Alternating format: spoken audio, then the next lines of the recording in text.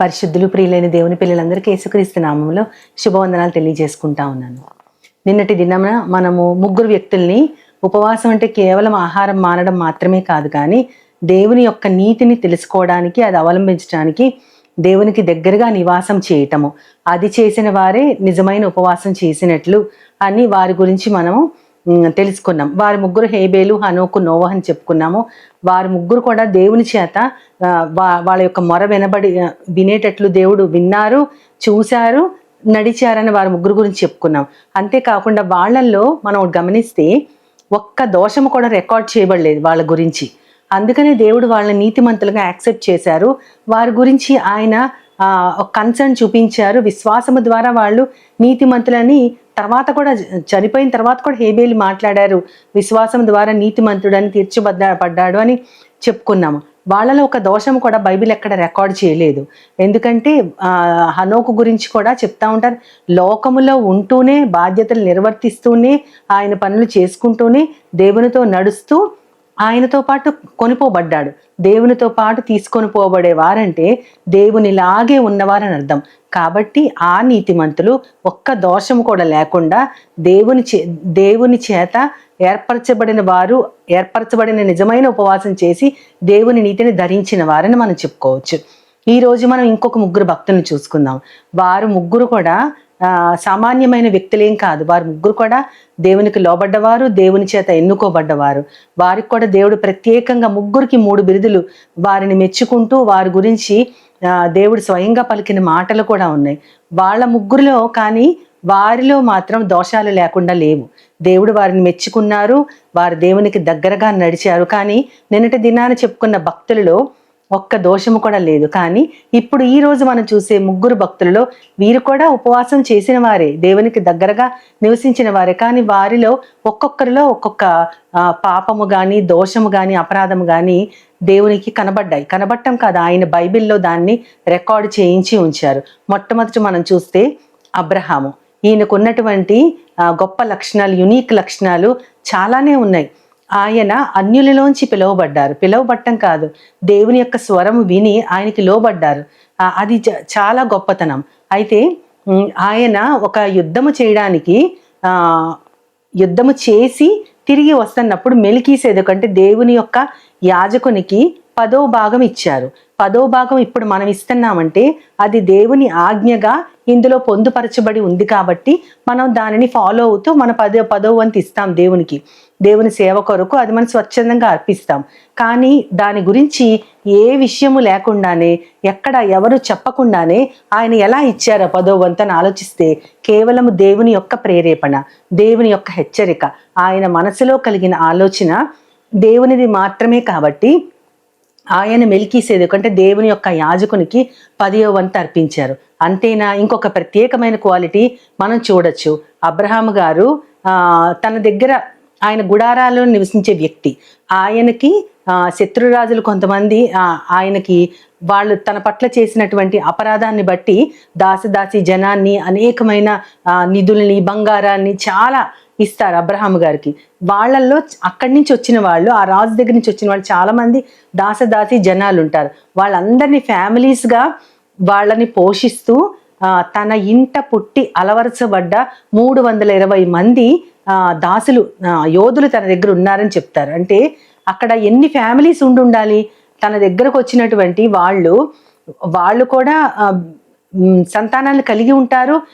కొత్తగా పెళ్ళిళ్ళైన వాళ్ళకి బిడ్డలు పుడతా ఉంటారు, వాళ్ళ బిడ్డలు ఎదుగుతూ ఉంటారు. ఎన్ని ఫ్యామిలీస్ ఉన్నాయో కానీ అంతమందిలో 320 మంది యోధులు ఆయన దగ్గర పుట్టి పెరిగి యోధులుగా ట్రైన్ చేయబడ్డారంట. దేనికోసం? ఆయన ఒక రాజు కాదు, యుద్ధాలు చేయలేదు, యుద్ధాలు చేసే అవకాశం లేదు. అయినా సరే అంతమంది వ్యక్తుల్ని ఆయన యుద్ధము కోసం తర్ఫీదు ఇచ్చారు అంటే అది కూడా దేవుని యొక్క నడిపింపే. రాబోయే కాలంలో లోతు గారిని, ఇంకా చాలా మందిని ఒక రాజుగారు క్యాప్చర్ చేసి తీసుకెళ్ళిపోతారు. వాళ్ళల్లోంచి ఆ బిడ్డ, తన రక్త సంబంధి అయిన లోతు గారిని కూడా తిరిగి తెచ్చుకోవడానికి ఒక యుద్ధం చేయాల్సి వచ్చింది అబ్రహాము గారికి. ఆ బిడ్డని తిరిగి తీసుకురావడానికి ఆయన వెళ్లాల్సింది. కాబట్టి ఆ రాజు మీద యుద్ధం చెయ్యాలి. కాబట్టి దేవుడు ముందుగానే ఈయనకి ఆ ఆలోచన కలిగింపజేసి తన దగ్గర యుద్ధము చేయగలిగేలాగా 320 మందిని సిద్ధపరిచారు. అంటే దేవునితో ఎంత సమీపంగా ఉంటేనో అటువంటి మంచి ఆలోచనలు దేవుడిస్తారు. ఆ యొక్క దేవుని ప్రేరేపణలు, హెచ్చరికలు, ఆయన అడ్వైజెస్ ఇవన్నీ కూడా ఇచ్చారంటే ఎంత దగ్గరగా దేవునికి ఆయన ఉన్నారో మనం గమనించవచ్చు. ఎన్నో ప్రత్యేకతలు కలిగి విశ్వాసులకు తండ్రి అని దేవుని ద్వారా పిలువబడి నా స్నేహితునికి నేను చేయనది చెప్పకుండా ఉండగలనా అని దేవుడి స్వయంగా అన్నారు. అంతేకాదు తండ్రి అయిన దేవుడు ఇద్దరు పరిశుద్ధులతో కలిసి వారు ముగ్గురు వస్తున్నప్పుడు వారిని చూసి వారు పరిశుద్ధులు, హెవెన్లీ పీపుల్ అని ఆయన తెలుసుకోగలిగిన ఆత్మీయ దృష్టి కూడా ఆయనకుంది. అది కూడా ఆయన సొంతమే.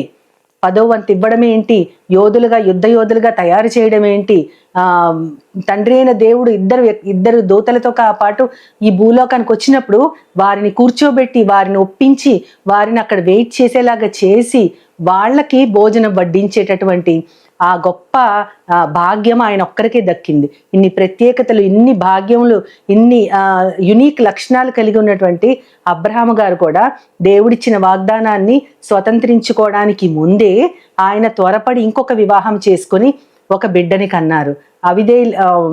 అవిశ్వాసంలోంచి, తెలియని జనంలోంచి విశ్వాసంతో లోబడ్డ అబ్రహాము గారు సమస్త జనముల కంటే నిన్ను ఎక్కువ ఆశీర్వదిస్తానని దేవుడు ఆయనకు ఒక గొప్ప వాగ్దానం ఇచ్చారు.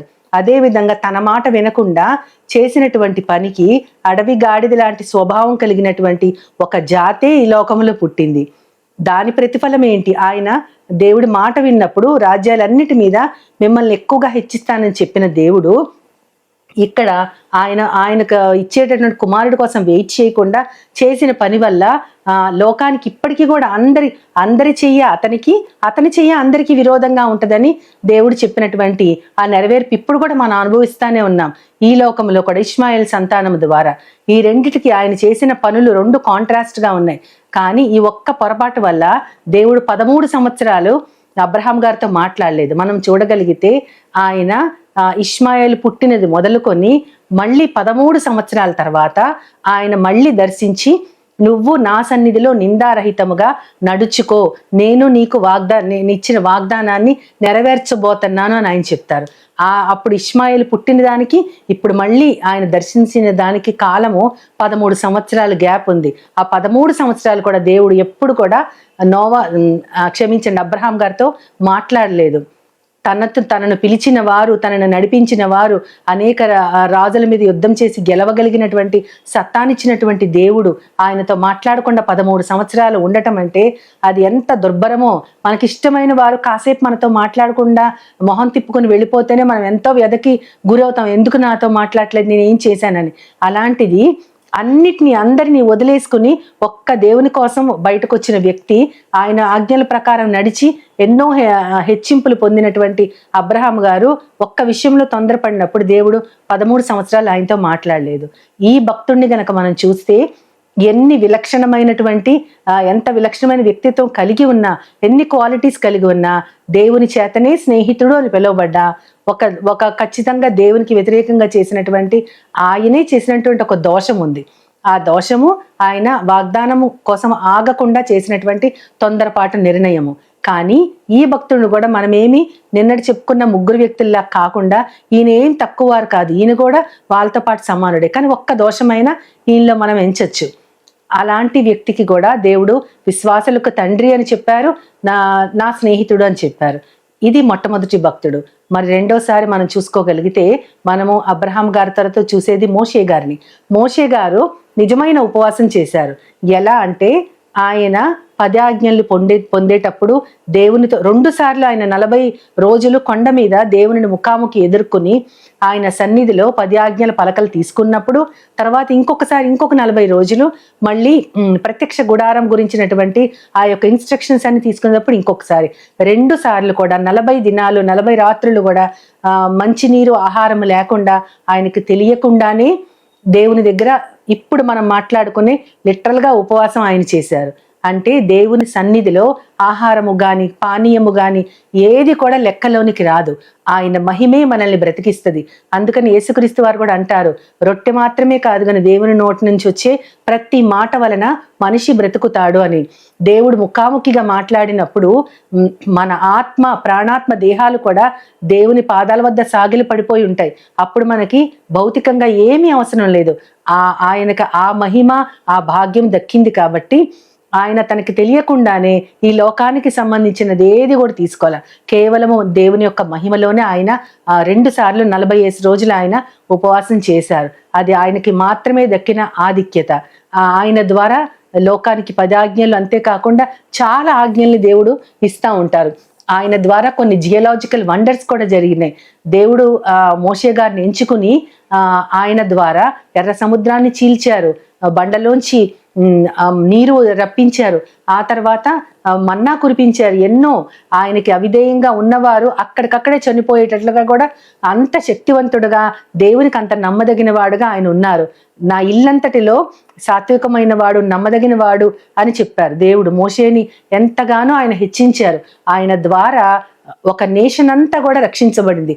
ఐగుప్తు రాజ్యంలోంచి కనాను దేశంలోకి తీసుకువచ్చినటువంటి ఆ గొప్పతనము, ఆ నడిపింపు, దేవుని దృష్టిలో కలిగిన ఆయనకున్న నాయకత్వ లక్షణాలన్నీ కూడా బైబిల్ మొత్తంలో చూస్తే మనకి మోషే గారు వెరీ పవర్ఫుల్ లీడర్ అన్నమాట.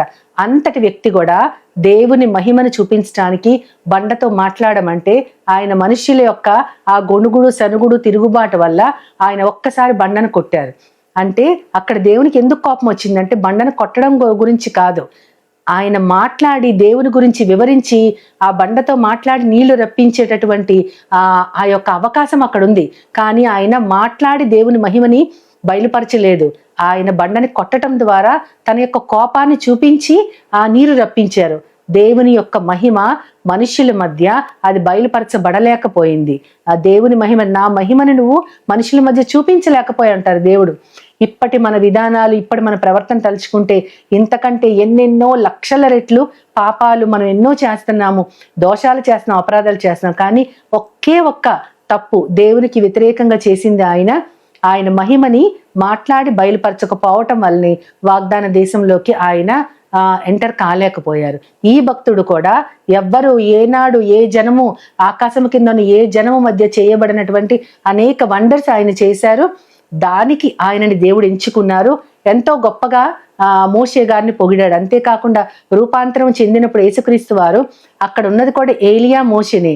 వీరిద్దరితోనే యేసుక్రీస్తు వారు మాట్లాడుతూ ఉన్నారంటే తనతో పాటు సమానులుగా ఆయన పరిశుద్ధులుగా ఎంచుకున్నారు. మోషే గారు కూడా ఇప్పుడు మనం మాట్లాడుకునే ఆహారం విసర్జించటం అనే ఉపవాసాన్ని చేశారు. దేవునికి సమీపంగా నడుచుకున్నారు, దేవునితో పాటే ఉన్నారు, దేవునితో ఎన్నో కితాబులు పొందారు, ఎన్నో గొప్ప విషయాలు చేశారు. కానీ ఒక్క తప్పు మాత్రం ఆయన మీద మోపబడింది. ఆ ఒక్క తప్పు గురించి ఆయన వాగ్దాన దేశంలోకి ఎంటర్ కాలేకపోయారు. ఇంకా 3వ భక్తుని మనం చూసుకుంటే దావీదు మహారాజు గారు. ఆయన చిన్నతనం నుంచే ఆయన హృదయాన్ని దేవుడు లక్ష్య పెట్టారు. ఆయన రూపాన్ని కాదు, హృదయాన్ని లక్ష్య పెట్టి చాలా చిన్న బాలుడిగా ఉన్నప్పుడే సమూయేలు గారి ద్వారా ఆయనని అభిషేకించి ఆ తర్వాత ఎన్నో సంవత్సరాలకు ఆయన రాజు అయ్యారు. కానీ రాజు అవ్వటానికి ఎన్నో సంవత్సరాల ముందే దేవుడు ఆయనని రాజుగా అభిషేకింప చేశారు.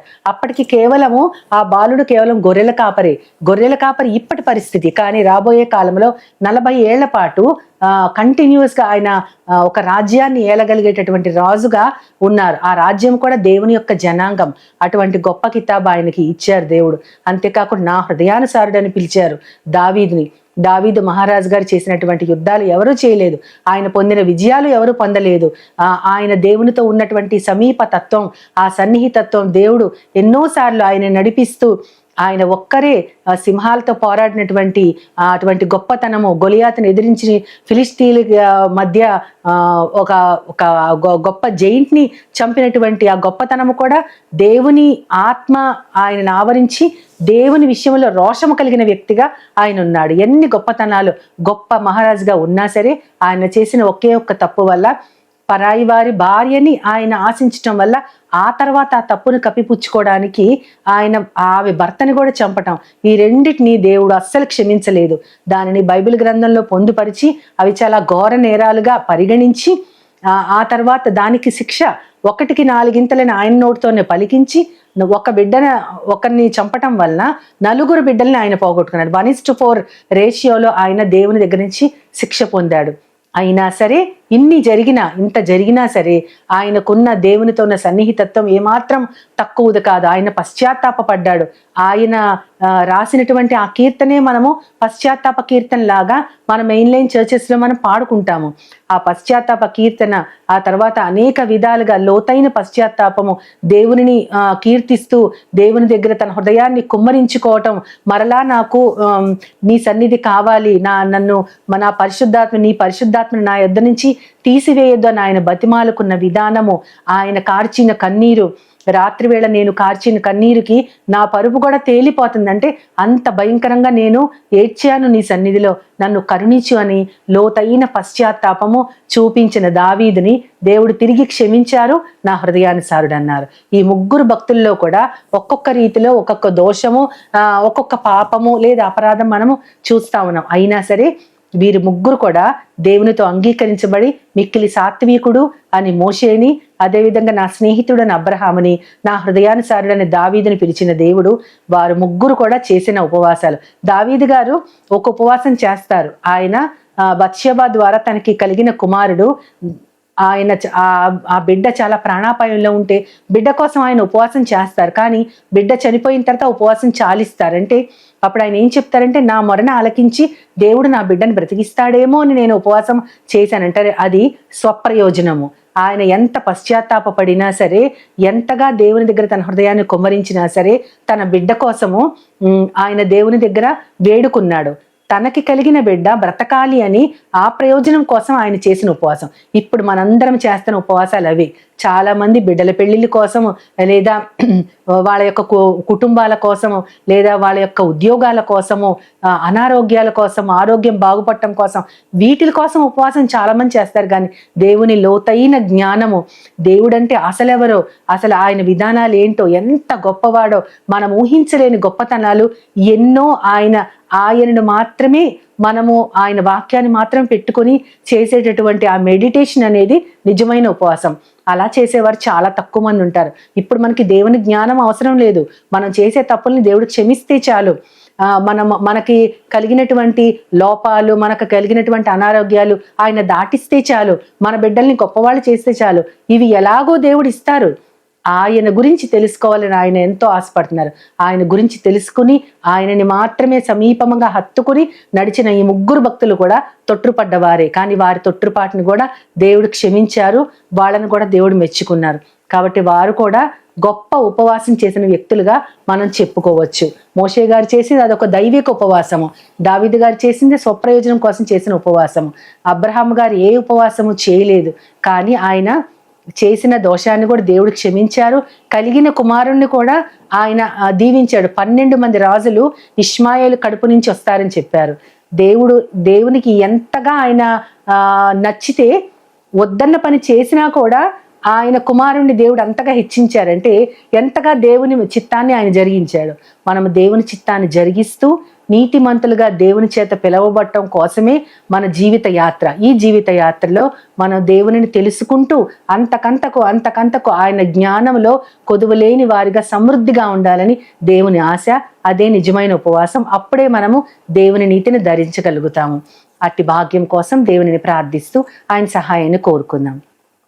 మహోన్నతుడా, మహాపరిశుద్ధుడు అయిన తండ్రి, ఒక్క దోషం కూడా లేనటువంటి 3 భక్తుల్ని నిన్నటి దినాన్ని చూసాం తండ్రి. ఈ రోజు చూసిన భక్తులలో ప్రభా ఒక్కొక్క దోషము, ఒక పాపము ఉన్నాయి తండ్రి. అయినా సరే వారిని ఎంతగానో మెప్పించగలిగారు, నీతో పాటే జీవించగలిగారు, నీ యొక్క చిత్తాన్ని జరిగించగలిగారు ప్రభువా. ఆ భక్తులు చేసినటువంటి ఆ చిన్న పొరపాట్లు కూడా మేము చేయకూడదని ఈ కృపాకాలంలో ప్రభా మమ్మల్ని ఉంచారు. నీ కుమారుణ్ణి మాకు అందించారు. అన్ని కూడా స్పష్టంగా మా కళ్ళెదురుగుండా ఉన్నాయి ప్రభా. వాటన్నిటిని గమనిస్తూ వారికి లేని భాగ్యము మేము ఎంతగానో పొంది ఉన్నామని మేము గమనిస్తూ మరింతగా వారికంటే మెప్పించగలిగేలాగా ప్రభువా మేము నీ వాక్యపు లోతుల్ని చూడగలిగేలాగా మమ్మల్ని అందరినీ చేతులకు అప్పగించుకుంటూ నీ ప్రియకుమారుడు నా ప్రియ ప్రభువైన యేసుక్రీస్తు వారి ద్వారా కోరి ప్రార్థిస్తున్నాను పరమ తండ్రి. ఆమేన్, ఆమేన్, ఆమేన్. వందనాలు. Jesus now, He's all